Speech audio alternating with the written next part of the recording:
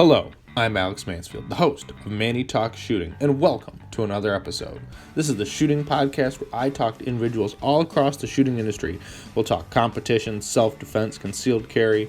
If you like this content, check out our YouTube channel, Manny Talks Shooting. And without further ado, let's get to this episode. Welcome, everybody. Welcome back to another episode of Manny Talks Shooting, the shooting podcast where I talk to anyone I want to within the shooting industry, but today's a special one. First, let's plug this show's sponsor. This show is sponsored by Go Fast, Don't Suck. So go get your dry fire targets, your merch. Go get your banners if you need them for a match. We went to a match today, but they weren't sponsored by Go Fast Don't Suck. They should have been, though. Go anyway. Go to gofastdon'tsuck.net. Go check out Bill. He has awesome swag and everything you need, even the memes for the lulls. But anyway, I'm sitting down here with Mr. Brian Levy. Hello. We shot the Chili Custom Gunworks Michigan Sectional today. It was Awesome match. It was pretty good. Not gonna lie. So we shot that match, and we're gonna talk through it a little bit. But first, let's think of the sponsors of the match. This match was sponsored by, the title sponsor was Chili Custom Gunworks, a local Michigan custom gun builder for gun parts for your 2011. So go buy some parts. You always need a Chili grip or a Chili magwell. Springfield Armory, Hunter's HD Gold. They changed it so you don't have to. Yeah. It was really nice to not have to deal with that. Especially today, actually, they really did come in handy. We had a lot of in and out sunlight. It was fantastic just to rock and roll and see everything the whole day long. Yeah, and if you need him, go check out Brian. He'll go find him in a match. He'll be at Area 5 if you're coming to Brooklyn Sportsman's Club. Yep. So Hunter's HD Gold, can't say enough good things about them. I think most of the squad was wearing them. If they weren't, shame on them. Yeah, if they weren't, we made fun of them. Yeah, well. Then there was GX Products. Leif was supposed to be there, but he had some conflicts, I'm assuming. So we missed you, buddy. Yeah. Yep. So GX Products, JP Enterprises. So that's kind of cool. I don't know what they donated or whatever they gave, but it was pretty cool. Helping sponsor Blue Bullets as well. Probably they've been sponsoring nationals for 3 years running now, or the largest. Is it more than that? Oh, probably. But they're the largest bullet manufacturer in forever for competition needs. Shooters Connection, you can go get your targets there, some parts if you need them. If you need it, Shooters Connection's probably got it. If they don't have it, you probably don't need it. Yep. Code Evolution, they do PCC stuff if I'm not mistaken. And then Trigicon's a Michigan-based company, so at least headquarters I think is still in Michigan. I don't know what they still build here, but most of it actually. And if I wasn't shooting irons this year, I'd be shooting a Trigicon dot. So I mean, you could have been using Trigicon iron sights if you really felt like it. they make fibers now. Anyway. Yeah. Okay. Okay. Anyway, those were the sponsors. So go thank them for sponsoring the match, because without them, the match couldn't happen. Without the staff, it couldn't happen. I don't think there was any bad staff at this match, to be honest with you. No, I was so happy with the staff. I actually spent a little bit of time thanking them. I was really happy with the way the match was run. It was very professional. The ROs were making good calls. They were being responsive to shooters and courteous. Even when things, sometimes don't always go your way, but the shooters got treated well. I was very happy with how the staff worked with this match. So I couldn't have asked for more as a shooter. Mm-hmm. Yeah, we even had a DQ on our squad, and it was handled very well by the CRO. Did her job. Got the match, the range master over there right away, and he dealt with the problem. Well, I don't mean that. I mean, nobody's going to be happy about being DQ'd at a major. Let's be honest. That's not a good time for anybody. It's not like she was excited to have DQ'd the poor guy. But call's a call, and it was handled well. It was handled with professionalism, and that's all you can ask for in that sort of situation. Oh, absolutely. Yeah, I couldn't say enough. The staff are all nice. Stages were awesome. I'm kind of partial though, because I put most of the stages up on the ground. So saying this guy's working hard for you. Oh, it's my home club. I can't diss my home club. So yeah, those are the state. We're gonna run through the people who won, actually get that over with. And then we'll talk about our match. Sure. If they care about it. Yeah, nobody's gonna care about how we finished. I mean, unless you're me. Yeah. So we'll start with Carry Optics. Top three. We'll start with the number 3. Mr. Dave Mann out of the Chicagoland area. He came in 3rd. Carry Optics 2nd GM. Then we had who's this guy? Magnus Krohn. Gee. From Sweden, eh? Yeah. No, that's not an A. That's Canada. Oh. Yeah. But he did have some amazing booty shorts on. I'm not gonna lie. I mean, I didn't even know he was wearing shorts. I thought it was just underwear with belt loops. And then Mr. Trace Decker, all the way down from Kentucky, came up. I talked to Trace during the match. He was using this as a warm up for the Kentucky sectional here in 2 weeks. So Trace did a good job. He shot 97% of points. Dude, he was 90% of the overall possible. The scary thing is his time. Trace managed a 142.95 for his overall match time. That's bonkers. Most of the decent shooters were below the 182nd mark in like the 160 range, and he laid down a 142. I think only the top open shooter beat him. Hyder, yeah. Yeah, that was monstrously good. So, Trace, if you see this, good job, man. That was excellent shooting. Oh, I'll definitely have to make sure I tag him in this so he actually watches it, or at least listens to it or knows about it. Yeah, no, it was amazing. So that was Carry Optics. Some honorable mentions. Mr. Jake Walker came in 6th in Carry Optics, 2nd A class behind Magnus, shooting a good match. That was always fun to watch. Mr. John Martolo, Mr. John Wick, even though he doesn't shoot Glock anymore, he was kicking our asses all day. Yep. Dave Del Rosario. Hi, Dave. Yep. Came in 22nd in Carry Optics. And there's a lot of M's in this match, to be honest with you. I wish I could still see the squad matrix or the squad breakdowns or the match breakdown.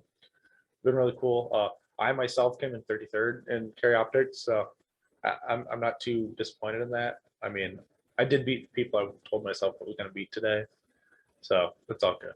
Sorry, Joey.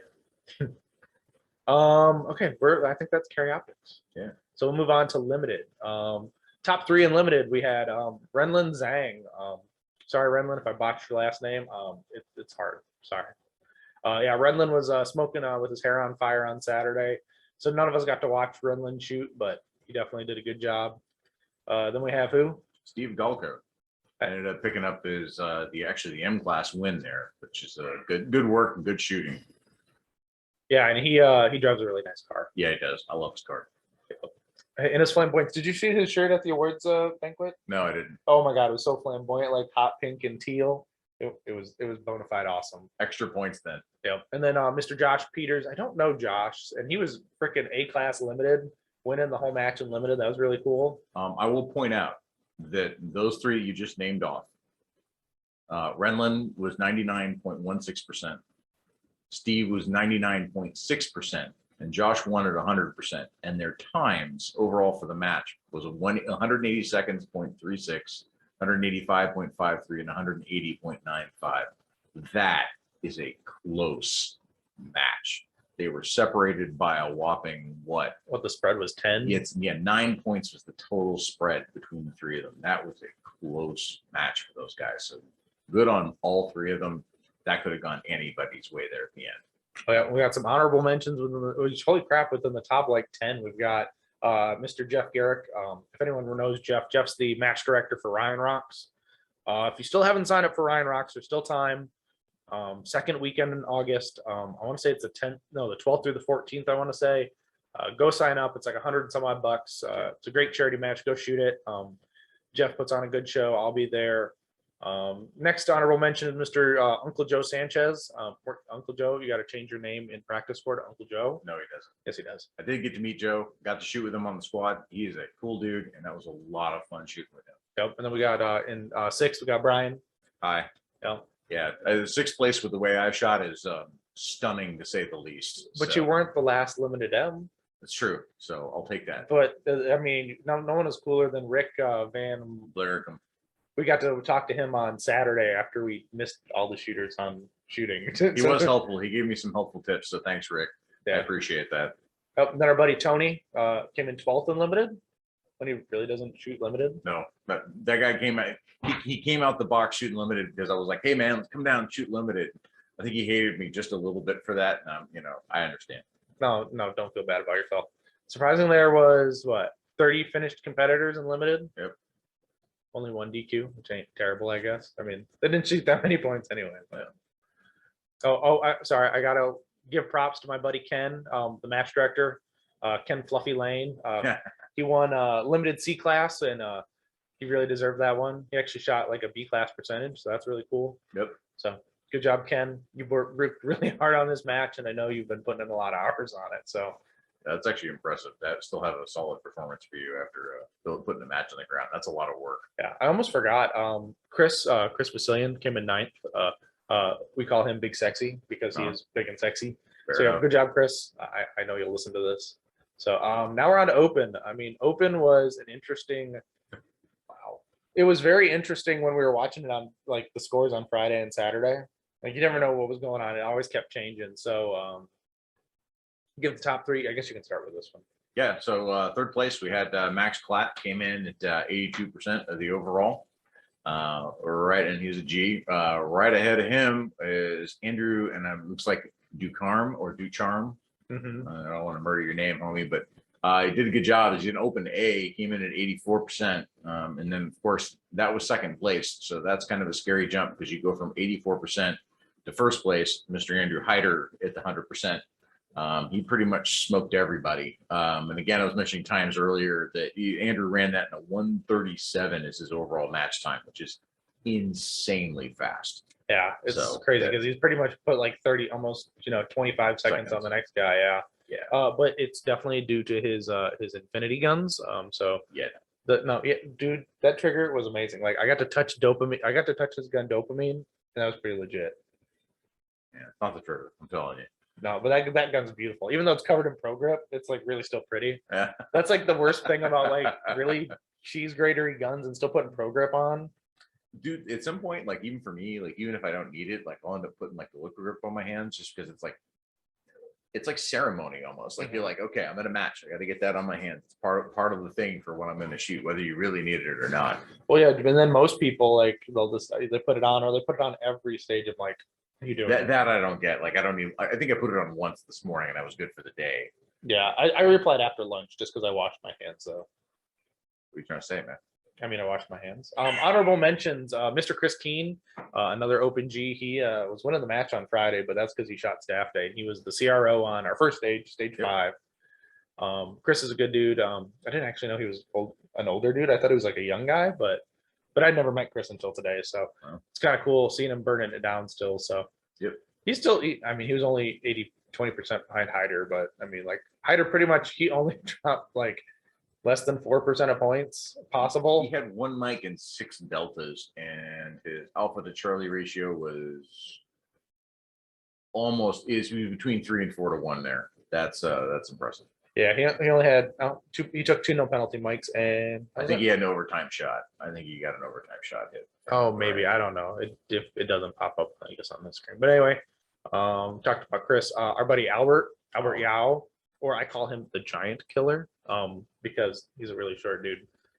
Albert's awesome, dude. I love shooting with him. I love watching him shoot. He's got speed and energy. And that's one of those things. That's one of those guys you want to squad with because you're having fun, but then you're motivated to like, all right, I gotta hit the afterburners in this stage. You know, like I watched Albert lay it down. I gotta lay it down too. Yeah, and yeah, Albert was he comes up with some interesting plans though. Sometimes I think a lot of his plans are pretty solid. I don't think I saw anything that was like completely like, well, that's wacky. Why would you do that? I think a lot of his stuff is pretty solid. Well, absolutely. Just I never thought about some of those things. Some honorable mentions is Eugene Chow. He's one of our buddies. We went to dinner with him afterwards, and I always like Eugene, especially when his open gun runs. Yeah, I think it's Eugene Choi. Well, anyway, Eugene, I fucked your name up anyway, but you know who you are.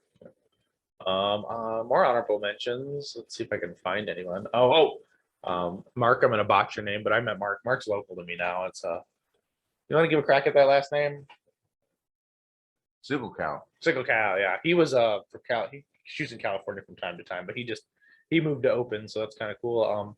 Mr. Rick Steele, the area director, came in 27th in Open. So Brian Dawson right there. Yep, and then we shot with Mr. Brian Dawson. Not we had bad. two Brians on the squad. It wasn't confusing, I swear. But at least you weren't back to back though. That'd have been more confusing. Well, that's what happens with Perkins and I. We're always back to back. But at least L and P's. Yeah, but at least it's not the same, both same letters. Yeah, true. Yeah. I think that's everyone we're going to mention on that one. Now we're going to go on to PCC. Did anyone actually shoot this match at PCC? Okay, people did. Not that many, surprisingly, though. Only 16. So top 3 was. Go ahead. I'm not doing it. Ryan, it looks like Zambrisky might be how you do that one. Yeah. PCC is an M class, shot 85% flat. Charles Parisi came in second with 89% of the overall, and then it looks like Caleb Smith smoked everybody with 100%. And yeah, his time was a 152.52. Next nearest was Charles Parisi at the 174.93. So that was a huge jump in time. So yeah. Although I blame Caleb, he wasn't shooting his Infinity Limited gun, so I was surprised that he was shooting a PCC. Maybe he wanted some PCC win, right? I mean, maybe that's true, or he just felt like he needed a break. You never know. You never know the circumstances, I guess. I didn't. Oh, and then no, I'm not the only one on that list. So moving on. Production. There's only 15 finishing production shooters. So yep. Number top 3, Mr. Andrew Roderick. He was on our squad. He shot 91% of. He was 91% of the winner. He shot solid too. He had there was one stage where we had a swinger that was a partial swinger, and it had some pretty wrecked presentation. So it was really a one wait for the swing, take the next one, and there were some other targets to take in between. Now, mind you, this guy's shooting production, so he's only got the the 10+1. Man, he came in, he took that first swinger, he's like, pow, and he came to the next target, pow, pow, came down, pow, pow, pow, and he bailed. I watched that. It was like the timing was perfect. There was zero delay. It was a beautiful thing to witness. So the guy what stage was this? That was the one where we had the stomp pad at the front and you ran all the way to the back. I think that was stage 10. Yeah, it was the lumping. Yeah. Yep. Then we had Ezra Christensen. Yeah, I don't know. Did I see? Can you not read? No, I don't try hard names. All right. Just like the guy who actually won production, I'm not trying his name either. Ezra. Krajanak? I don't know where I saw Ezra. I don't know where he was working at. So anyway, Matt Krajanak for first place there in production. Good work. Yeah, but like, look at it was crazy. Look at the times between like 194.43 for Ezra and then like 218 for Matt. But if you look at the points, like Matt didn't shoot that many more alphas, but he didn't have as many mics. Yeah, there's the loss, right? So every mic you take, you're taking not only not getting the points, but you're taking a penalty in your points. Yeah, that hurt him pretty bad. Yeah. So honestly, yeah. So as Andrew would have won B class production if they honored the, if they recognized it at that point. But yeah, I don't think there were enough. I think the only person that actually picked anything up was Matt. So yeah, congratulations there to you, Matt. Yes, it is. We got Revolver, Mr. Alex Bacan. I mean, I know Alex. I shoot with him over at Oak Hill, and he's a good dude. He won the match because he was the only one, so he gets a participation award. Anyway, Alex is a good dude. He came in third at Revolver Nationals a couple weeks ago. So oh wow, congrats to him, dude. Yep. So he shot really good. He shot 97% of the possible points. Wait, hold on. 231. He's shooting Revo, and he shot it in 231. Yeah, he's a legit G. Like the people have that G next to their name, but I actually can't put it up. But when he's shooting Revolver, that honestly with Revolver the number, because he's 8 rounds and done. Mm-hmm. So that's wow, 231 laying it down with Revolver reloads. Yeah, but look, like 2 mics for the whole day. That's it. And 3 no shoots. Yeah, but still 2 mics. Yeah. Non-penalty. I wonder what happened. He must have had some issue on the fixed time because he has 7 no penalty mics. But now, nonetheless, regardless of you being the only one in Revolver, monster run, dude. Yeah, and then we had single stack. Only 6 shooters in single stack. Surprisingly, that was about less than a third. That's almost like a third of production shooters shooting single stack. Mr. Roy Neal, the CRO on stage 9, came in third at 89%. Florete Titik. It's Florante Titik. Okay, Florante. He's 93.2% of 23% of points. Then Edward LaCroix. Yep. Like the drink, like the nasty drink that nobody likes. Don't say that. Everybody drinks that crap in Austin. Oh, do they? Oh yeah, everybody loves that in Austin. That's sad. Hey man. I mean, but that's great. Well, God, not everybody can drink coffee like me, dude. Oh, that's fair enough. No, not everyone can drink coffee. Yep. So I think that was all the. Yep, that was a rundown. That was all of that. So that's pretty cool. Now we're gonna actually talk about, I guess, our match. Sure. Now, do you want to go by stage, or do you want to go you and then me? Just go stage by stage. We can talk about it. Nobody's gonna really care about like our individual performances, man. But we can talk about what we saw at stages and how we felt about stuff. So you want to go by stages that in the order we shot them, or do you want to go by number? 6 1/2 dozen the other. I'll let you make. We're starting with where we started because I think that was like Stage 5. Yeah. Which is an appropriate name. Yes. It looked easier on paper. It did look easier on paper, but I don't think it was very difficult. Definitely gave you enough to hang yourself. Yeah. That was our first stage of the morning, so it was cold. That one was there was a pretty long course of fire too. It was spread wide. Yeah, so it was, what was it, 29 rounds? Yeah, Yeah, it's 29 rounds. But guys, like, look, we had Hyder here. He was the fastest one. He shot it in 20 seconds. Trey shot it in 22, but after that, it's 25 seconds and up. So the hit factors on this weren't exactly super high. You're looking at like mid 5s and down. So even if you were shooting like a high 4 hit factor, that was a pretty good run on that stage, just because of how wide spread it was. It was an unloaded start, and you had mags placed on barrels separate from where the gun started unloaded on the barrel. Step in and start shooting stuff. There was a bobber with a no shoot that was what, 20 yards from that first position. If you shot it from that very first position, that was about 20 yards. Yeah, but you couldn't get it anywhere else. You had to take it. So that was rough. That was a rough way to start. A lot of people mic'd that. A couple no shoots. I came out clean on that. I came out with 2 Charlie, and they were all turtle targets. It was a turtle target stage. I Charlie mic'd that one hard. Yeah, at least you didn't throw it into the no shoot. What got me was it's a forward falling popper. If anyone doesn't know anything about forward fallers, you have to hit them in the calibration zone for them to go down reliably. That depends on the forward faller. General rule of thumb. I'm going to say that. General rule of thumb, they got to be hitting the cal zone. I'm going to disagree with you. It's only this one you had to, because there was hard cover in front of it. Yeah. No, for your club, yes, and for what we've seen there, yes, but those poppers were a little bit on the difficult side, especially the forward fallers, only because most of them were spring loaded in the hinge, but they were a loose hinge, so like one side's only partially contained, so you can actually pull the plate off easily. But what ended up happening is, if you pegged it in the wrong direction, as opposed to bouncing off the spring and falling forward, they would just turn a little bit and not move.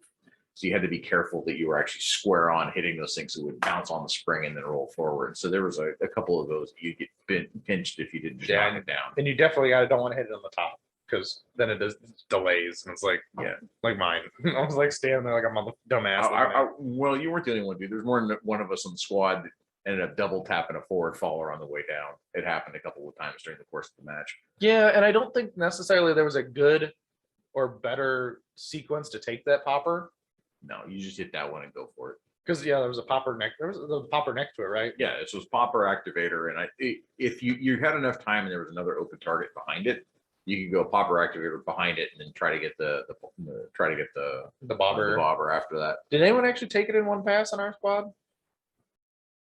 I don't think there was, but I'm not 100% sure. But I don't think anybody on our squad. I don't think anybody in our squad got like below. I think like the fastest time was like Albert. I think he was like a 25. Well, no.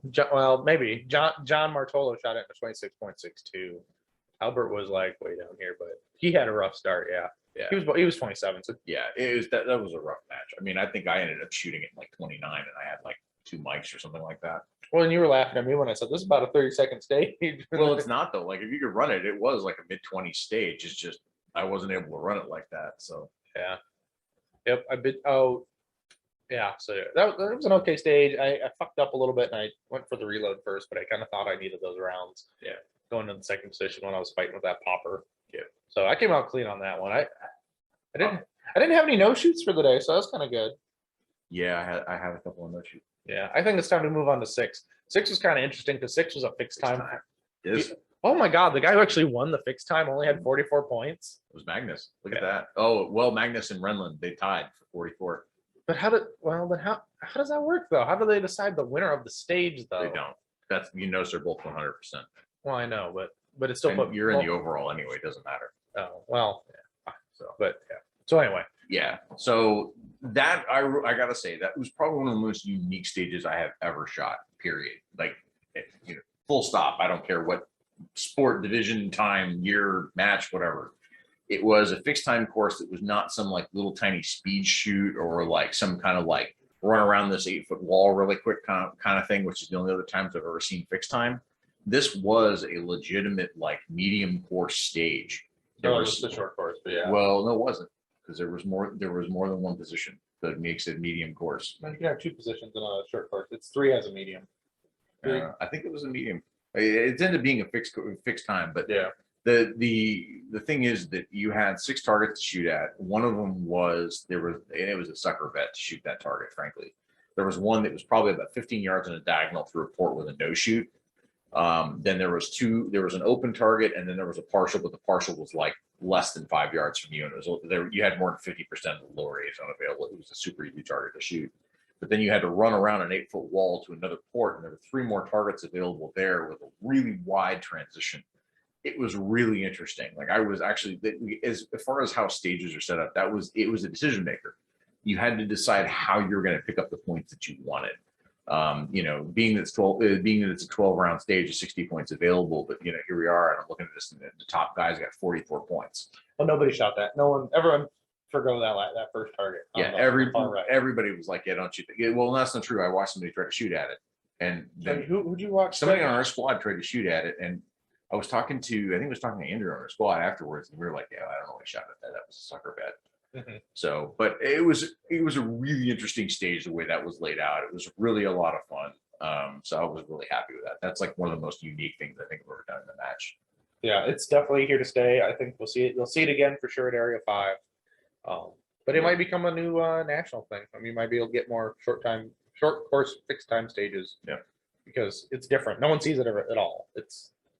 It makes it different than when you hear fixed time, you're like, ugh. But it is a little different than Virginia count. It's not exactly Virginia count. So yep. No, it's a gather your points and make your plan. But I liked it. It forced you to choose how you're going to attack it. Mm-hmm. And there were still choices. It's a fixed time thing with 6 targets, and there were still choices in how you were going to shoot it. It was amazing. Yeah. Yep. So that was I thought I didn't do too terrible, but I gave up all the points. I didn't do too bad. I think I got 20. I want to say 28 or 29 points. 25. 25 points. You had 25 points. 25. Yeah, I'm not mad at that. No, what did I come out with on that one? Oh, I gotta keep scrolling. I know what I got on the points, but I gotta figure out where I landed. Yeah, I didn't do too. Only 19 points on that. So, all good. Yeah. Next, squad 7, stage 7, the Rabid Rabbit. I don't remember which one this was. That was the max trap that nobody activated because you didn't have to. You didn't have to. Yeah. So that was kind of a miss. That was kind of silly. I don't honestly. If I was going to rethink the stage, I wouldn't even throw the max trap in there. I just made that head and made that one target a head box. Yeah. Honestly, that's what I would have done. Yeah, so that was an interesting one. You kind of started, it was outside the shooting area, but it was kind of a long diagonal. So everybody was basically starting in the back and running forward. It didn't make sense to start anywhere else. It wouldn't pay off to even start next to the stomp box and stomp it and then run into there. Yeah, none of that made sense. It was just go. And at first I had a plan because the stomp box was in the shooting area. I was like, I'll just run by, I'll stomp it, and I'll engage the targets and just take the head box. So I thought we were going to be required to hit it, and it wasn't a requirement. So basically, they almost never reset the stomp box because nobody ever hit it. Because the presentation, you're too far away. You hit the stomp box, it was clack, clack, and you still had to run another 5 yards. Yeah, it was before you were in a position where you could shoot it. So it was open and closed by the time you could get around to it. So it really didn't make much sense to actually activate it. So pretty much everybody was taking that available head box because it was a non-disappearing max trap.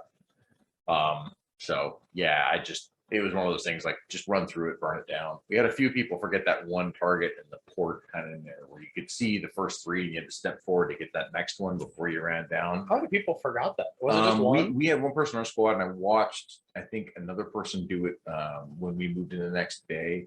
I had stepped back to get some water, and I saw somebody do the same thing. Oh, well, it's not. And it was weird. There was no way for you to break the 180 taking that target well, that's not true. It would be real. You had to really break the fucking 180 to not get that target. Yeah.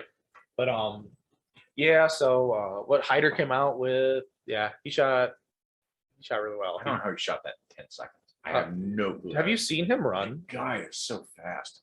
It's like I've seen him run, I've seen him shoot, I've seen his videos, but it's just like at the same time, like part of me is having a hard time just wrapping my brain around how fast that actually is. Mm-hmm. I mean, but there's even guys here. It's like, so he's 1062, but you got Max Platt, Trey Stecker, Joshua Espinoza, and they're all shooting it in 11 seconds. That's still like mind-bogglingly fast. I mean, it's just crazy how quick that is. Well, they're reacting quick to the beep, and they're moving their feet. Like they're getting those shots off too. I think for me, especially personally, there was a lot of hesitation on some of those first shots, and you really wanted to waste as little time as possible in that first position because everything else regardless if you went to the port first or if you went around the side or where the max track was first, that was really a matter of you just wanted to flow through it. In either direction, there was a way to flow through it quickly and just pick up your points as you go.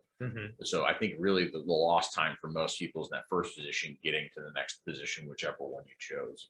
Yeah, like on me, I even shot. Well, I shot it almost 13, just under 13. Yeah, I know you smoked it, dude. I think I ran it in like 15 or 16.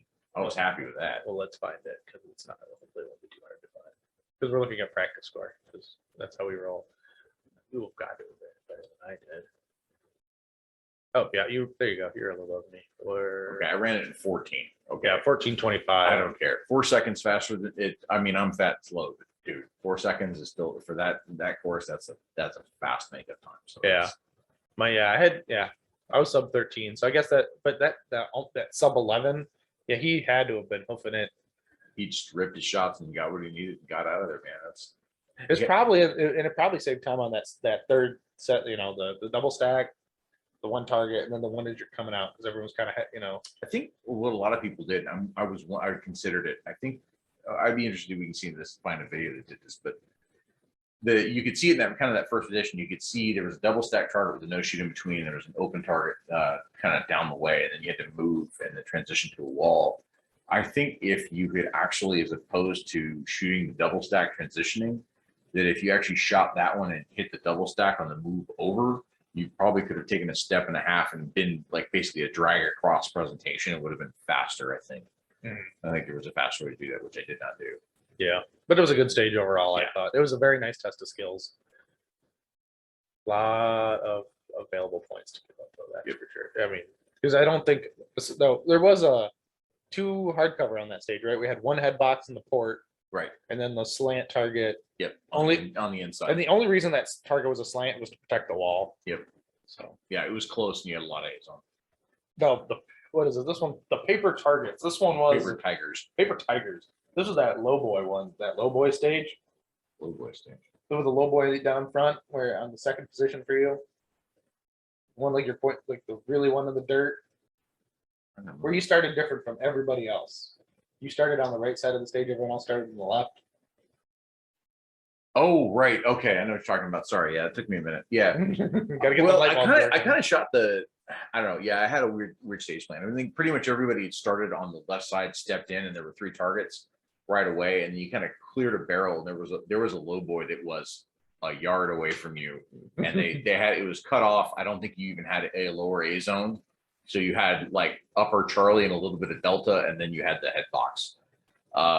And a lot of people went through there, and then they kind of ran to this one side. I actually looked at I tried to cut out. There's one position on the side, and my attempt was to cut that position out. So the idea was if I started over here, I could shoot parts of the targets from there, run back over, clear everything, run around, because there was a bunch of in and out the way that stage was designed, and there was no way around it. Like you had to like go into an area and then you had to back out of it, go back into an area and back out of it. It didn't matter how you approached it. At some point you were running in and then having to back out of a position.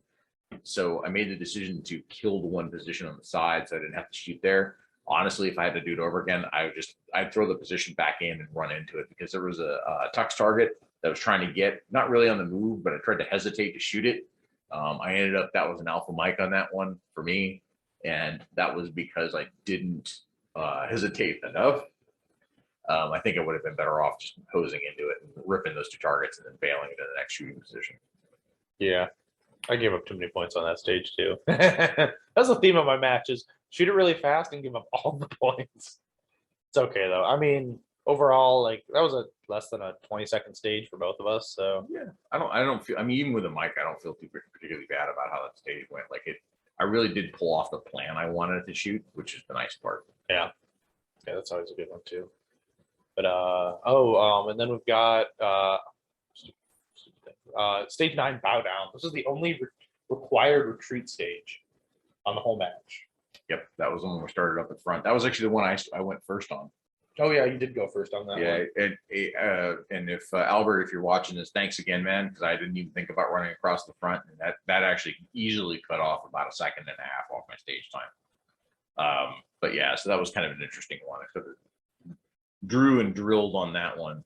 I don't think I picked up any penalties on that one. I think I actually did okay on that. Yeah, Hyder. What did Hyder do? Hyder 20 Alphas, 8 Charlies, and 1456. Yeah, it's pretty sporty. I think I was close to I think it was in the 19 mark, maybe. Yeah, we'll figure it out here. But it was honorable shout out here. So Albert, on our squad here, shot at 16. So he had 20 Alpha. So he drilled that pretty well. 20 Alpha, 8 Charlie. Charlie, and then Magnus did pretty well himself there. He shot that in 1596. 21 Alpha, 7 Charlie. That's a nice run, Magnus. Definitely was. It was an interesting stage. A lot of people burned my time down though. Kind of made me sad. I had a really good time on that stage. Oh, there we go. Yeah, I had 1673 on that one, so that's pretty good. Okay. But I gave up, like I said, that was the name of the day. Give up all. Look at that. Half Charlie's and Delta. I did have a mic on that stage, but that was still a pretty good stage. That's still a decent hit factor out of that stage, to be honest with you. The high hit factor is what, like 9? Yeah, but that's major power factor too. So I mean, I can play what ifs. I can put myself in major power factor. yeah, But there let's see what I do. Yeah, I ran it in 19, so yeah, I was definitely getting smoked by the fast guys on that one. But that was interesting how, especially when I flowed through that position, it was the second position was really nice. It was just going on. It was like, yeah, you look good, dude. You were coming through. You stepped in that position. It was like boom, boom, boom, boom. You're just moving right through it.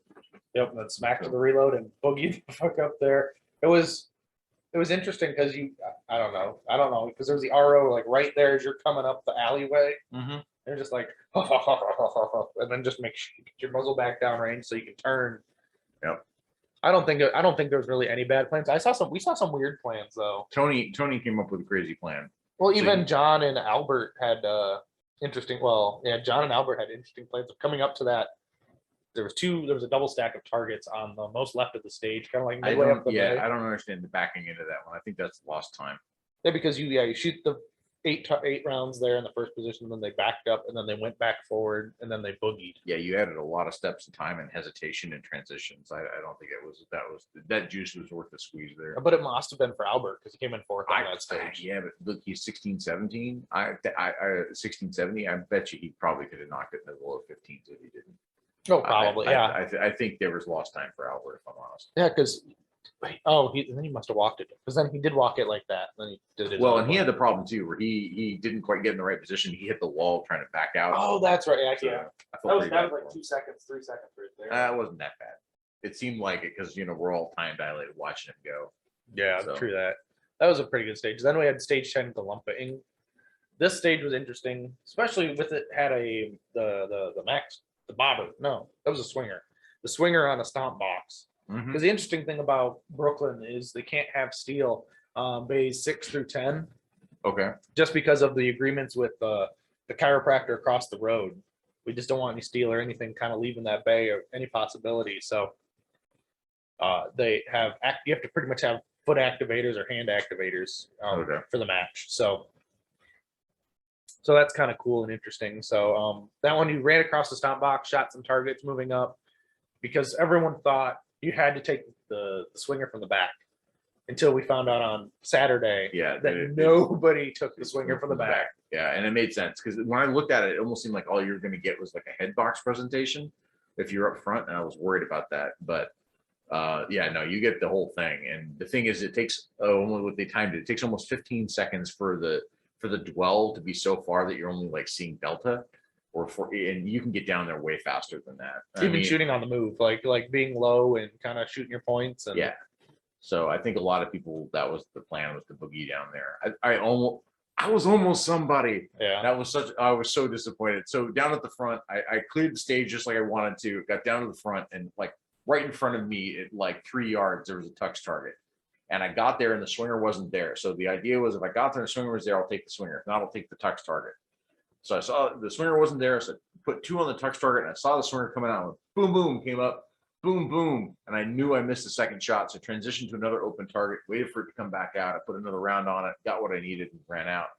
I never noticed that I put one into the hardcover on the tux dead in front of me. Because I think for my time, it was actually pretty decent. You could find me in there somewhere. But like the time was really decent. I just ate that one mic. I was like, oh, could have been somebody. But otherwise, it was a good stage. Yeah, might actually be easier if I do this. Just bump just a limited for for this stage. Oh, there you go. Yeah, you came in 5th and limited on this one. So 82. Yeah, but I shot it in 1790. Yeah, and that's like the winner shot at 1680. and 19. Yeah. So the time I had was fantastic. It's just that one Mike ate my lunch on that one. So Yeah. Well, yeah, on that Delta. Yeah. not even the Delta, man, the Mike, man. I honestly Remember, Deltas are worth 2 points for me. I got the major it's power still factor. it's still pretty much a scored mic though. No, it isn't. Dude, a scored mic is right -10. That's 2 points. I'll take 2 points over -10 any day. So practice score, you need to do some updating. We don't have any targets with B zones anymore. Can we get them out of the tablets and out of the practice score? You actually have to blame the guys that set up this match because they must have enabled Bs. Or they didn't. Yeah, they didn't select the right one. No, if you shoot USPSA, like you have to actually hit the button to enable Bs. It's no longer default now. Yeah. So you have to blame the guys that set up the tablet for that one. Damn it, Walt. You had one job. No, he did a really good job. Him and Dan Click did a really good job as RMing on this match. So I was just kind of curious. Look at me. I'm all the way to the fucking bottom on this one because I hit the 2 mic FTSA on that one target. You blew right past that target, and I think it was because of the stomp. Because you stepped in, you hit the stomp box. Like that stomp box, you had to stomp the stomp box. For me, I'm a big fat heavy guy, so I literally just put all my weight on it. It went Well, down. and I guess what I did wrong was I stepped in the middle of the box. No, you barely touched it with that foot. That Right. was the thing. You stepped in, you were like, dink, and then you like got part way down. You're like, wait, that didn't go down. And then you had to step back and smash it. And I think you were kind of like jarred after that because you skipped past that one target, and all of us were standing in the back going, oh no, No, my time was still good though. I was sub 21. no. I mean, dude, like if I can say anything, this match has proved I can go fast. Yeah, man. Well, that's actually the better thing, man. You pick up the speed, and then you start seeing what you need to see at that speed. That's when the hits start coming back to you. Now I'm just curious, who won Chrono?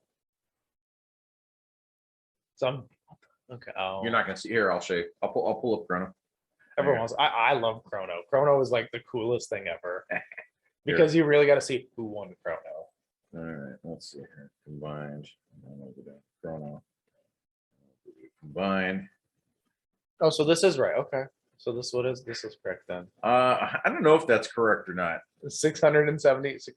Okay. Yeah. Something. Oh, yeah. No, that's definitely wrong because the middle power factor or the middle velocity is 8,765 feet per second out of a 199.1 grain bullet. I don't think that was happening. So I think our true winner was Floyd Pratt here, who was shooting a 200 grain 40 and had a power factor of 191.8. God, I don't know. Floyd, why, bro? Why? I don't know. Floyd, like, come on. I'm gonna have to give Floyd shit because Floyd's a club member too.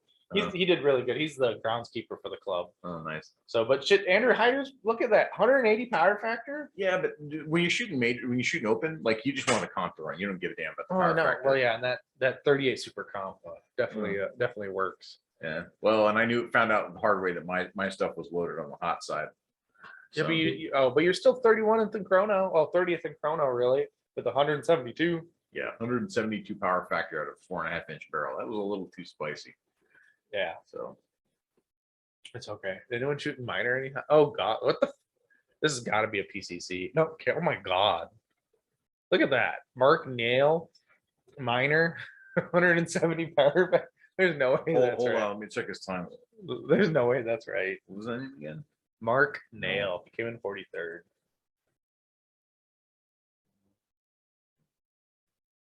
Mark Nail. Let's see. He was shooting 148 grain. Whoa. Yeah, buddy so was he's shooting it's 148 Wade, but so she's shooting 147s. 1151, 1157, 1157. A, that's really consistent ammo. Awesome. B, dial that back about 150 feet per second, man. Like you don't need it to be that hot. Like actually almost 200 feet a second. I don't think it just needs to be in the high 900s. Yeah. You don't even need man. Good Lord. That must have been like shooting a hand cannon. So he really won chrono. Yeah, I don't know. I think that might for shooting 9 for minor. That's oof. Yeah, because they don't make 148 grain 40 ammo, do they? No. Oh, okay, because that'd be like the only thing I could think of, shooting 40 and Right. happen to shoot minor. Did anybody go sub minor? I'd hope not. 125.43. Like boy, oh boy. All right, Mr. Thomas Burns, you get the award for lowest kit factor. Oh, here's my buddy. So one of my friends from Austin actually came up and shot with his son at this match. Augie, here's a shout out to you, man, for the 125.8 power factor, or 0.9, pardon me. Hey, you gotta kind of script that curve. Is he shooting Rommel's ammo too? No, he loads his own. Oh, okay. So yeah. I don't understand these guys. Like we're shooting like this really low, like anything under like 128 or well, honestly, 130 is like, do you gain anything extra out of that, or are you just trying to save powder? Who knows, man? These days and times, saving powder might be a viable reason to do it. Yeah, that's also interesting. I didn't know this. Roy Neal, CRO on stage 9, was shooting single stack minor. Not normally a thing. Well, he came in third shooting minor. That's not bad. No, that's not bad. It's viable, I guess, at local or regional matches, but never really national. That's not true, dude. There's been a bunch of people who've shown that minor can be viable even in national.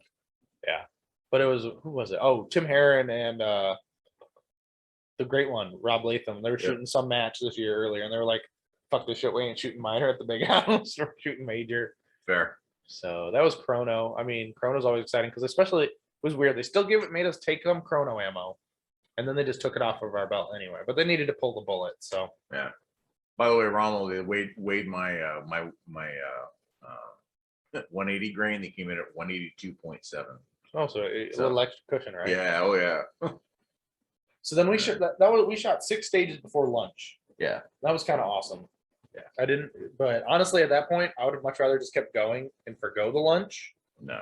But honestly, let's talk about lunch. Like we got carted back our asses up to the clubhouse. That was nice. I got a little hayride back up there. The lunch was actually good. You could pick up your own deli meat. And it wasn't heavy. Honestly, No. like that was like probably one of the better lunches for a match. That you could eat as much or as little as you wanted. There was a good mixture of stuff there too. Yep, the cookies, you get a pass totally on the cookies. There was fruit salad. I didn't get any because my plate was full. I didn't get any because I didn't want the extra acid in my stomach. But like it was great. The food was nice.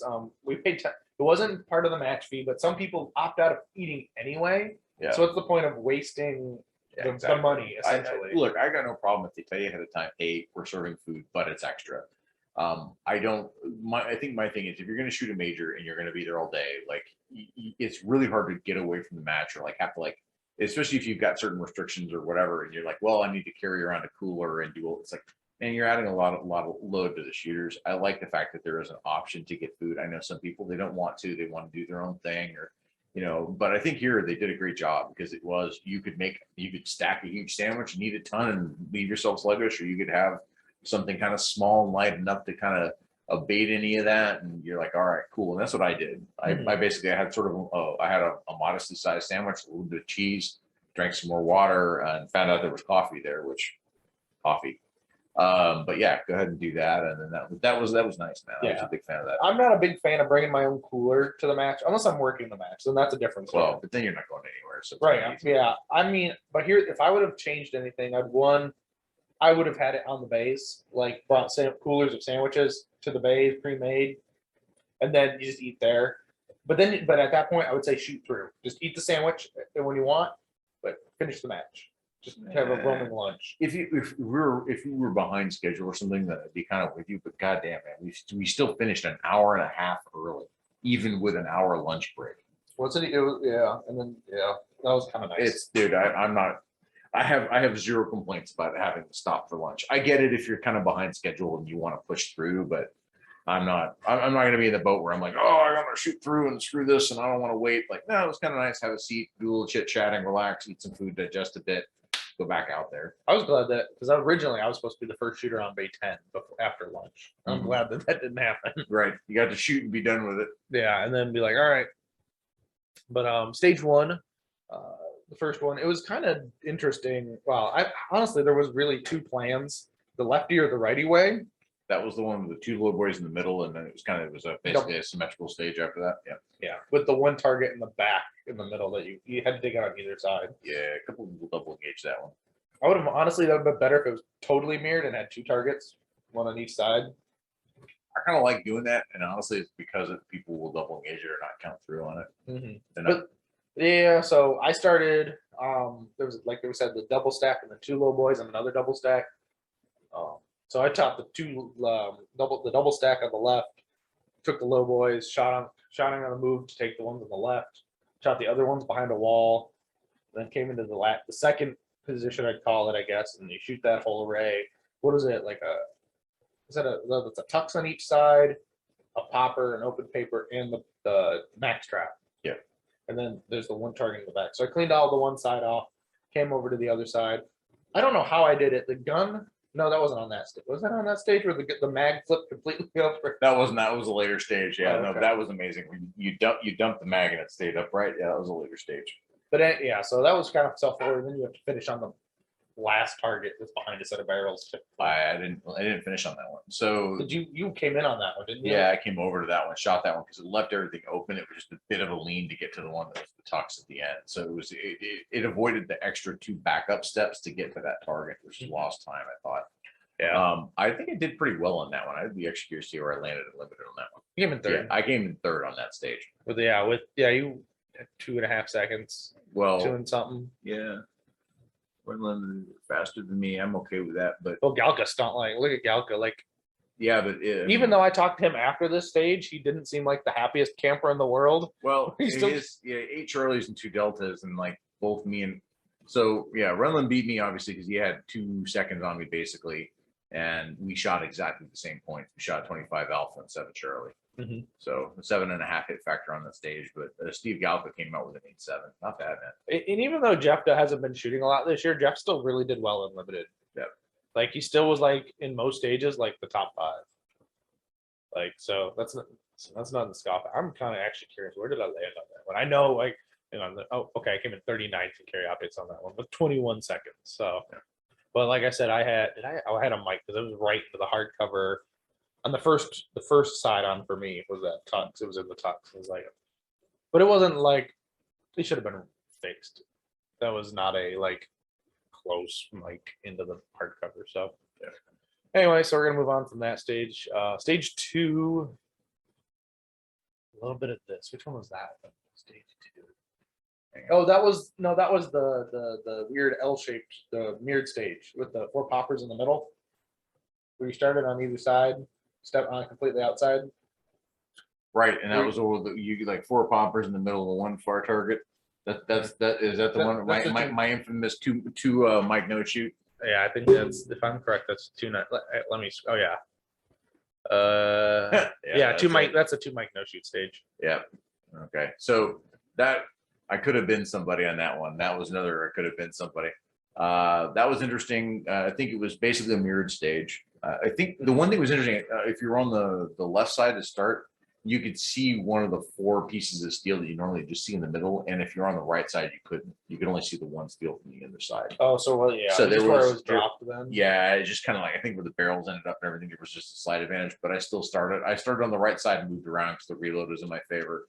That stage was going really well for me. I was getting the hits where I wanted them. And then I came in and I'm sure everybody's sick of hearing my ammo excuses at this point, but I was shooting some spicy ammo that I think was hitting a little bit lower at 25 yards than I thought. And those were, it was 25 yards about, maybe a little less. Not much. Maybe like 18, maybe Yeah. 18, 20. Yeah, it's got to be closer to 20. Those were pretty far out there, the partials. Oh, there was like what, head box, almost head box. Yeah, you had like a little bit of A zone, but I was aiming like right at the shoulder neck perf line. And I settled the sights and I was like, okay, I got to clean. I was like, Kadoom. I settled the sights again, Kadoom. Those are 2 good hits.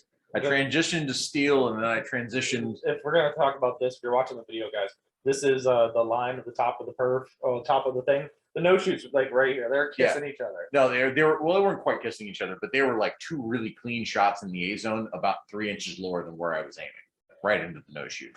So it was 2 Mike no shoot. That video is gonna be funny to watch back and be like, yeah, because it's like I didn't realize that because I called 2 really good hits. They were beautiful hits, like total perfect sight picture, great trigger press, everything was wonderful. And so like there's video of me like right after because I unloaded so clear, grabbed my round, and I looked, I wasn't even really looking for it. I just looked up and I could see the 2 black holes in the no shoot. It's like, why? Chucked my round. It was funny. Yeah, this was one of my better stages, but I definitely had the 1 Mike killed me. But that was in the hardcover on some of the first target we engaged. My first target that I engaged shooting across. Oh, shooting through the port, through across, yeah. Yeah. That was cool. No, that was nice though for our like an RO standpoint. They had the walk through, the cut through. Mhm. So the guy scoring could cut down the middle to then like meet the other RO at the other end. Yep. No, they did a good job with that. If we haven't said this already, like legitimately the ROs and the staff who ran this match, amazing. and those guys were super efficient with the scoring, and you know, we saw them yanking overlays when they needed to, but there was no real waste of time. It was good. So Yeah, I think the only stage that somebody didn't have a plan in place of like this is how we're scoring it no matter what you do was this stage. This stage was the only one that was depending on where you stop is where we're gonna score it. yeah, but pretty much everybody stopped on one end or the other, so you just went this way or you went that way. It wasn't Yeah, that- so it wasn't too difficult. They had four. I think they had 4 staff on that stage. One guy was always doing the steal, so that was kind of nice. yeah, they were doing a good job getting over their set. He had that one had really cool hair. Oh, and then the guy with the overlay. Oh, I know. The over. God, I'm such a nerd. Because one of the ROs had a 3D printed like holder for his overlays, like on his belt. I'm like, that's cool. I'm like, I'm a nerd because I like 3D printed overlay holders. It's so convenient though. Like I've done the lanyard thing. It's smacking you around if you're standing there, if you're running or you're moving behind the stage. So, or they're in your pocket. I have seen the ones where you put them in your back pocket and you've got like the zip tie for like a board checker. Like if someone's got a squib, you're like, yeah, it's in there. Yeah. But then it's kind of just sticking out of your pocket or you can't sit on it. So Yeah. there's always whatever there is. Another thing we didn't talk about was the canopies. There's a bunch of canopies on the base. Yeah, they didn't really need to use them, luckily. Yeah. Well, no. Well, just there's so much shade. Like all your shit. I mean, I wish there was a better spot to put everyone's crap so people could actually use the table. Other than there's my bag, but plenty of shade even when it didn't get super sunny that yes. No, the sun poked its head out a couple of times, but I didn't have to run away and burst into flames and be the vampire that I am. Yeah. Well, and then like if we're looking at I guess we'll look in the overall. What height? I'm kind of curious what Hyder shot. Fucking 15 seconds. Holy fucking shit. He was smoking it. Although I'm kind of excited for Ryan Rocks. I think they're both signed up. I'm hoping they're both signed up because that's usually a good duke out between Andrew and Max. Yeah. Stage 3. What are you doing? I'm looking for a rainbow. So if anyone cares, the CRO on this stage was Rick Steele, the area director. He was a good sport about it because it's an inside joke with the match director. So it's just funny, but he didn't say it right. So he's supposed to put a little more emphasis on it. But it's a good stage. But that was Rick, Savetta, and Eric. Yep. Which I really like is when people actually order their own. I think it's whenever they order their own NROI jersey. Yeah, you get your name on it. You get your name on it. So it's really nice to go up and say when you thank the RO, actually say their name. That's why we all put our names on our jerseys besides identification as the shooter. Yeah. It's like, oh, it's so easy to say, oh, thanks, Jim, or instead of, oh, thanks, RO guy. Yeah. So that was always cool. That stage, I don't know. Everyone said there was options on that stage, but I really didn't think there was many options. The options came in order choice, in the back array, and in the middle array. Yeah, the third stop essentially, because you had to stop at that gap to take those target and the popper. Yeah. But after that, because everybody, you back up, take 2, there's a little tiny, narrow gap. It was I don't know, 6 inches wide. Shoot through that, and there's 2 targets. You had to take one kind of on the way through. Then there was one position where you had a choice whether or not you wanted to pick steel off or not, or part of the steel, or shoot some stuff, and you could shoot them in and out or whatever. The back position, you basically had to shoot the same way. You had to move back, shoot the open paper and the activator, move forward. And then after that, it was kind of do you want to take the bobber first? Do you want to roll this way or roll that way? It wasn't everybody basically ran the same path because part of it was sort of a restricted path stage anyway. Yeah. So it was really just a target order choice. Yeah. But honestly, the bobber was moving slow enough. I think I felt, as long as you put him into the brown instead of the tux, because it was a tuck. What are you trying to say, man? How many mics did you put into that one? Just one. Yeah. Who put no, someone put 3 alpha on that too. Wasn't that Albert or something? I don't know. I mean, I would rather have 3 alpha than the alpha mic that I put on it. Actually, no, I take it back. I Charlie mic it because I put one in the neck and then one in the hardcover on that one. I thought I had 2 good hits. I mean, and there was the hardcover was appropriate for this match. There wasn't it wasn't just we're gonna throw hardcover and no shoots on every target and have you woe up on everything.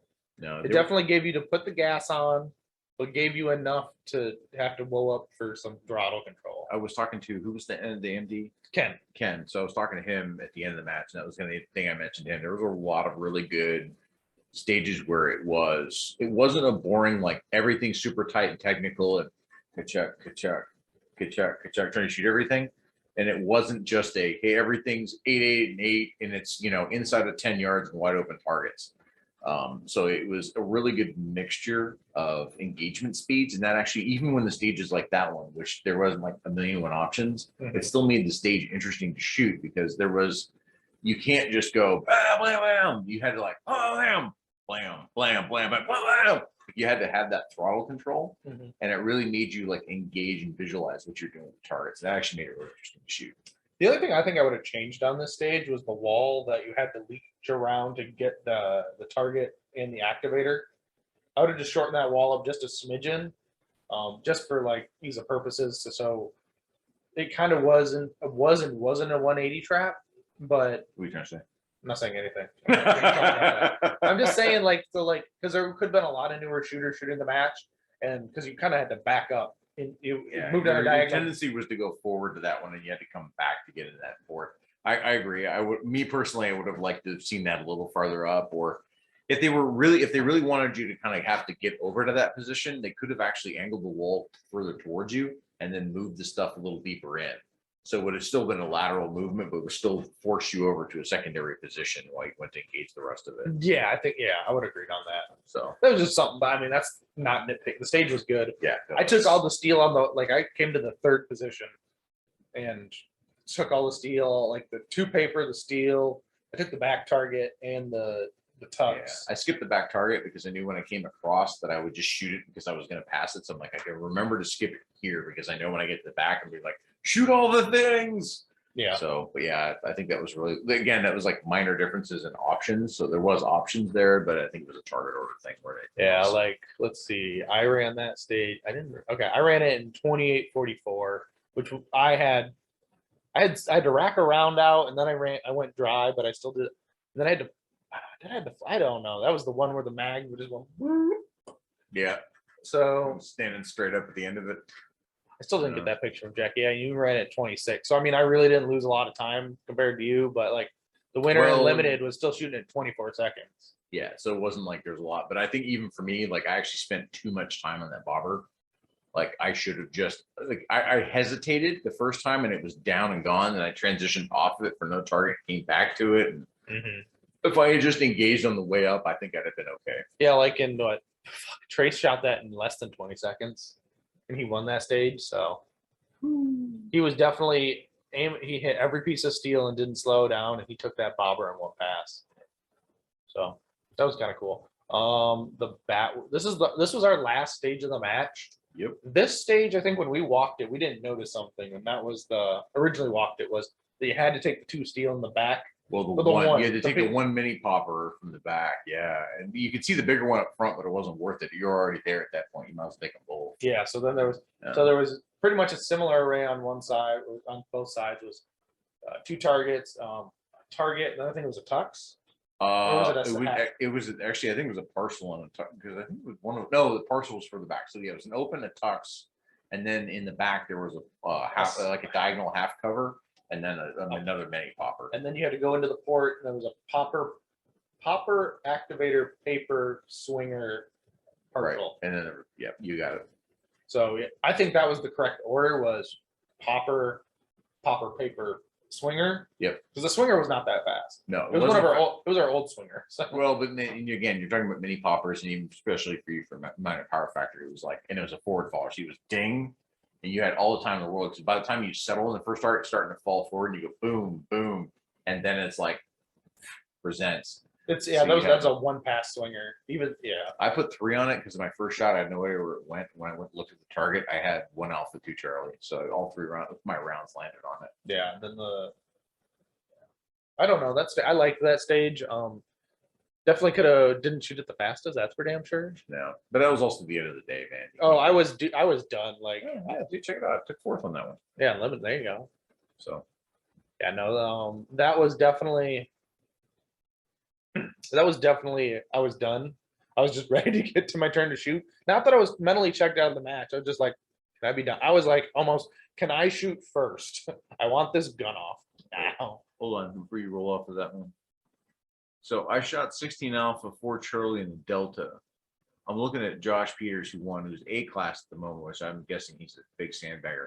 He shot 13 Alphas, 7 Charlie, 1 Delta, but he shot it in 15 seconds. I shot it in 18 seconds. This is 3 seconds. You missed on some steel though, didn't you? Yeah, and I had makeups on steel, but even the makeups would have just put me down in like the high 17s. Like that's not like, because I was 1879. But the misses on steel, like that would have put me in like a 17-2, 17-5. Yeah. You know what I mean? Like that wasn't like, oh, well, that's a 5 second. It's like, no, that's all that really lost on that steel. But that's Yeah, pretty bonkers. your boy here shot it in 17 flat. So there you go. I mean, but like fucking Trace Decker in less than 12. Like this guy, I mean, he came out of nowhere, out of Kentucky, right? But he can fucking burn. Like he's on the. I want to say Trace is on the super squad for nationals this year, so he's definitely gonna be. If he's not, he should be, because he can fucking burn. Like, well, how did he finish the nationals? Oh, great, we're on practice score, so this makes this really easy, y'all, because come on, do as I say, not as I do. Piece of shit. Oh, this is the easier way, I guess. If I can type blue. Was it the SIG? No, blue bullets, PCCCO. Come on, load. That's a lot of bodies to go load. I don't care. Hey, somebody still shot open in that national. Oh yeah, somebody got bumped open for sure. How many? One, Mr. Dave Rosen. Senior B class. All right. No, carry optics, Mr. Trace Decker. But this was a stacked field too. He came in 19th. Okay. So I mean, he shot 89.65% of JJ, and JJ was shooting like, God. JJ shot 92% of points. Trace 82. That's not his percentage points. That's his possible of total possible match points, right? Yeah, that's not the percentage points. That is not correct in the overall percentage of points that we shot. So. Oh no, okay. Change match. It should be somewhere on there, right? Or do you delete it because you didn't want to look at it again? No, I do that from time to time because I look up too many fucking matches on my competitor app and I just start deleting shit. Let's see, find it. The race gun there. There's blue bullets. All right, let's see. He said he was what? 19th in carry optics. So Trace Decker. He shot 88% of points. what does this say? Oh, yeah, that's what I said. That's you know.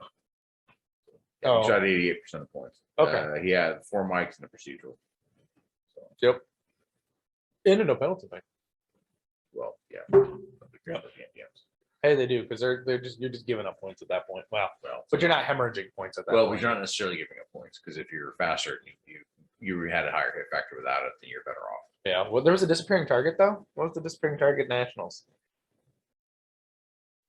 I don't know. I've blocked out most of that match. I've deleted that from the memory bank. That was The Matrix purged that data. Yeah. So Trace definitely was on fire. I don't even think our local GM John could have kept pace. Well, and the thing is, like, okay, the guy who shot the Trace Decker that shot this match today is definitely not the Trace Decker that shot that match in October. So you're saying he's already gotten better. Oh yeah, agreed. I'm actually curious where John ended up because we can't. It's not a true comparison, but we can still see, right? Oh, why am I doing this? John didn't shoot nationals. Never mind. Don't worry about it. Yeah, he had to work. It's okay though. John had to work this weekend too, which sucked because at Magnus. Well, I don't even think Magnus would have gotten a match bump though, to be honest with you, because he shot 80. He was like 84%, and that's still A class, isn't it? He'd have to shoot because he's A class already. Yeah, if he wanted a match bump, he'd have to shoot a 90%. Yeah, that's right. And you'd have to have the 3 GMs be in the top still. Yeah. Still beat him. Yeah. So I mean, I liked this stage. It wasn't like a big old dumpster fire, but it was fun. It was a fun day. But I was just like ready to be done. I think there was a lot of squad ready to be done. I got to be honest, I wasn't ready to be done. I could have shot another 2 or 3 stages easily without any real fatigue. Mm-hmm. I can tell a lot of these guys up in the north aren't used to it. It was warmer and more humid, I think, than they were used to. But it didn't get humid until like the end of. I didn't even notice it, man. I don't know until right after it rained, it was just a little humid. Well, I know everybody was complaining about it, but it didn't seem like any different to me, man. And I think that's just because I spent all the time in Texas and the humidity shooting there. Yeah. So all of this seemed pretty easy Didn't seem fatigued. They definitely didn't get dehydrated or anything like that. So I didn't drink enough water, that was for sure, but I didn't really come away with a headache. Then we went out to, then we went to the awards. Yep. That was fun. Well, at first I had to drive people around in a golf cart because you get club privileges when you're a member of the club. Yeah. So I dropped off some ladies to the cars and some old guy who was volunteering. I didn't catch his name, but he did good. And he he closed his eyes when I was driving because we were driving down the dirt road hauling ass. But there was cars in front of us. I was like, well, I think he just didn't want dust in his eyes. Probably all it was. yeah. There was a couple of folks I saw like when we were taking the hayride. We're kind of doing one of these just so the dust wasn't getting out. Yeah. Then we went to dinner. Dinner was really good. Dinner was amazing. Dinner was great with good people. It was funny because there was always like the middle. There was the middle part of there was like 12 of us, right? Yeah. So there was the table was one big table, but it was definitely segmented due to the fact that there's you have like 4 different groups essentially at the table. You had you, myself, my wife Annette, and Uncle Joe Sanchez. Then we had Jackie, Tony, John, and Larry. Yep. And then the other guys, I just like, oh, you guys keep chit. Well, you can't yell across the table at everybody. The only one, but we had to play referee for food. Yeah. Nobody wanted to listen. No, there was a lot of people checking their phones, not paying attention. Yeah. So that's all right. That waitress was really nice. They could have hit us for a big gratuity fee. I hope everybody tipped well. That was nice. What was the name of that place again? One. Well, I gotta look it up. It's gonna bother me now. Yeah. Does it save it on your phone since you looked it up in the car? Yeah, I think it does. You're right. It was really good though. Yeah, it was One North Kitchen and Bar in Jackson, Michigan. They'll probably never hear this, but legit, it was a really good place. The food was good. I think everybody was really happy with the food. Service is nice. The facility is nice. If you do actually have a big party, they can handle you. Oh yeah, those tables were really nice, and it was kind of a bench seat on one and chairs on the other side. But it was easy. Like we weren't the only large party there. Obviously, there was a lot of like graduation celebration stuff happening that weekend. So there was a bunch of other big parties, and they were dealing with it just fine. So they weren't shitty with us. She was patient with us. Yes. But we made sure we knew how to split the bill before we started. Yeah. That would have been like if I was the waiter or waitress, I'd be like, "You're effing kidding me!" And then I got to do this at the end. Yeah.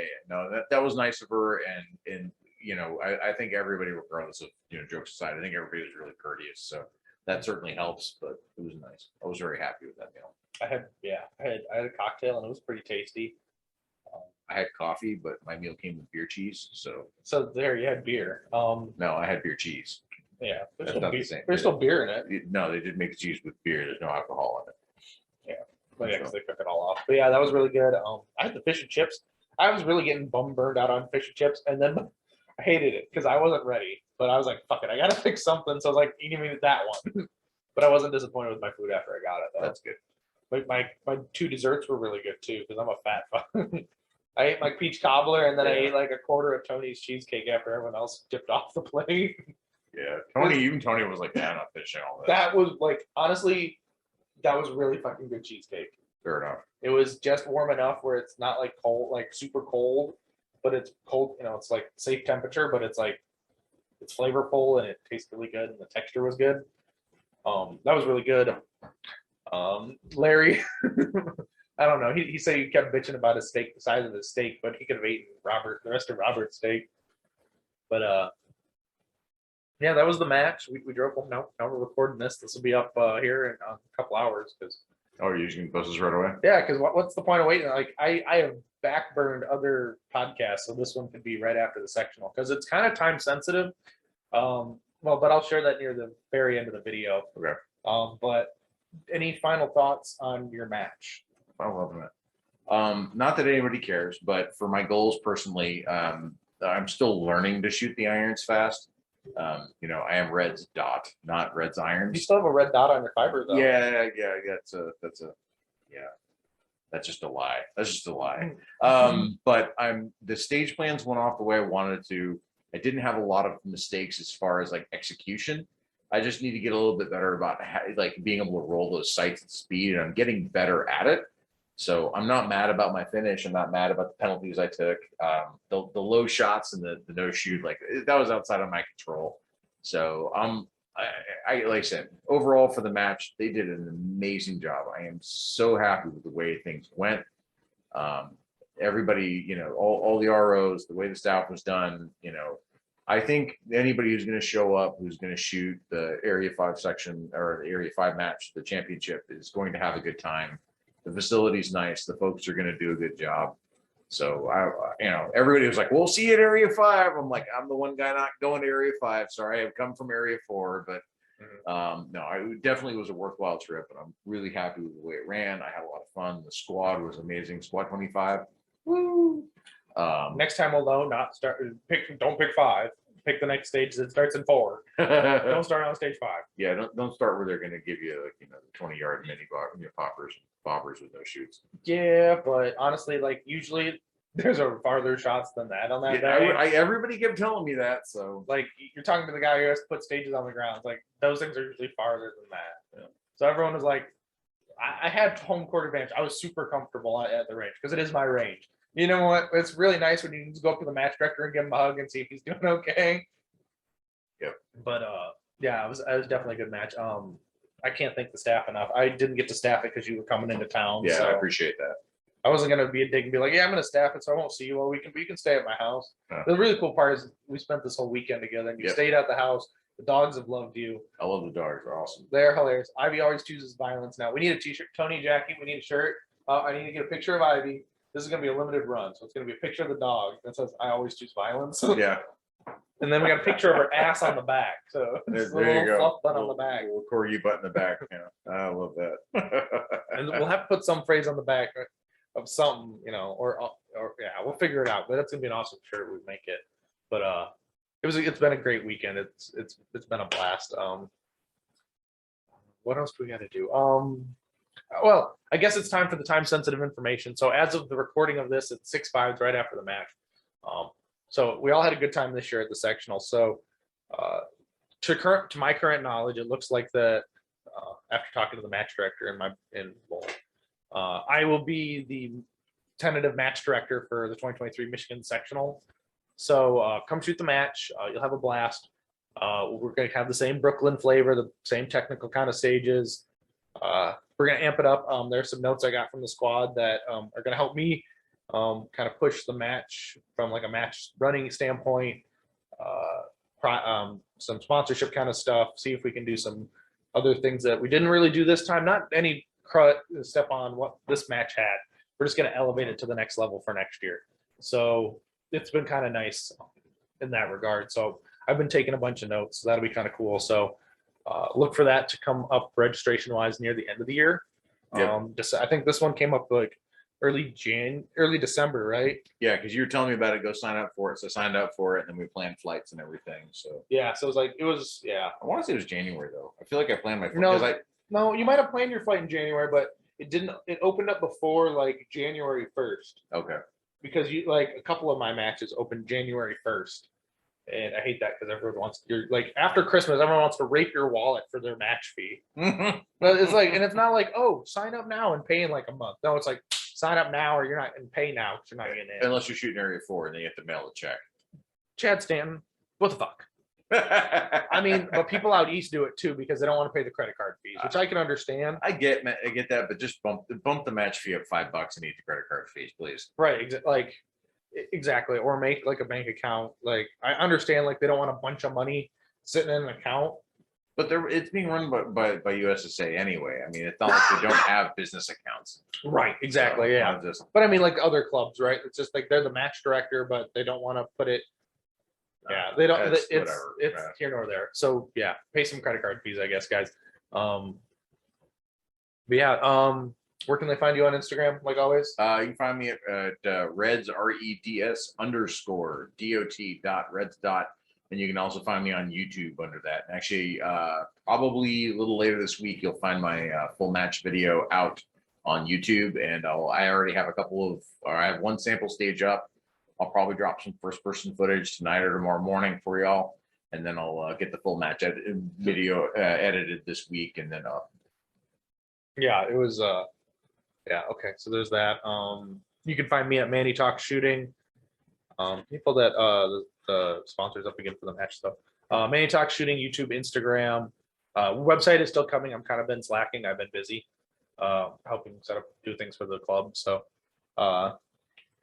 Are you just gonna call it the sponsors? Yeah, you go. All right, go ahead. Yeah, so just as a follow up again for the folks here at Sectional, Chile Custom Gun Works is our title sponsor. Good folks over there. Springfield Armory, Hunters HD Gold. Remember, they've changed, so you don't have to. Fantastic products. GX Products. Lath is a good man, makes good product. JP Enterprises for all your PCC needs. The Blue Bullets. People like bullets. The color blue bullets. Yep. Shooters Connection for all your shooting needs. We also have Coda Evolution, Transition Fast and Shoot Flat. And then, of course, Trijicon, and they make all kinds of awesome sighting solutions, including ones that I choose to use. Yep, because SROs don't get the SRO clone that's from Bolt. I hear it's junk. Ask Larry. I don't know. Tony Wong actually bought an El Cheapo SRO clone from Russia. Yeah, it was worth exactly what he paid for it. It was bad. So that's pretty bad. SRO clones, no good. Buy real SROs. Exactly. Yeah, 100%. So I think that's it for the show, guys. Thank you for watching. Until next time, get out and do the things, and we'll see you on the next one. Peace. Peace.